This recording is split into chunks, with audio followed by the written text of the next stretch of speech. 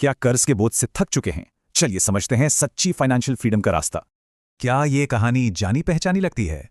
महीने के आखिर में सैलरी गायब हो जाती है, बाहर से सब शानदार लगता है, पर अंदर ही अंदर पैसों की टेंशन खाई जाती है। ये एक ऐसा चक्कर है, काम, खर्चा, लोन और फिर से वही, लगता है जैसे कोई रास्ता ही नहीं। पर इस जाल से निकलने का एक रास्ता है, और ये रास्ता दिखाया है डेव रैमजे ने।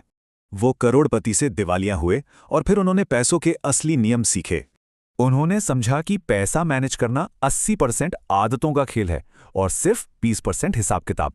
और इसी अनुभव से निकले वो 7 बेबी स्टेप्स जो किसी की भी फाइनेंशियल लाइफ बदल सकते हैं। तो पहला कदम है एक छोटी सी फाइनेंशियल शील्ड बनाना, एक स्टार्टर इमरजेंसी फंड। लगभग 80,000 रुपए का टारगेट ये मुश्किलों में कर्ज लेने से बचाएगा।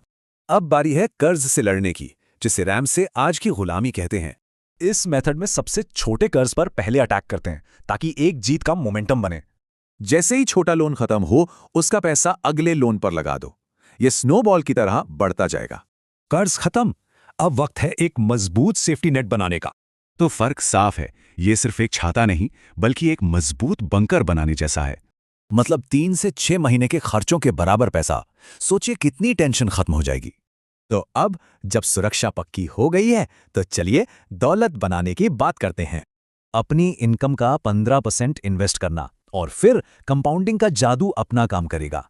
ये स्टेप है अगली पीढ़ी के लिए, ताकि उन्हें कर्ज नहीं बल्कि मौके मिले। अब सबसे बड़े कर्ज से आजादी की बारी है, होम लोन। देखिए, 50 लाख के लोन पर असल में 1.6 करोड़ तक चुकाने पड़ सकते हैं। तो हर एक्स्ट्रा पेमेंट से लोन पर लगने वाला लाखों का ब्याज बचाया जा सकता है। और आखिरी स्टेप, अब फाइनेंशियल फ्रीडम का असली मकसद पूरा करने का समय है। असली दौलत सिर्फ अपनी सुरक्षा नहीं, बल्कि दूसरों की मदद करने की ताकत है।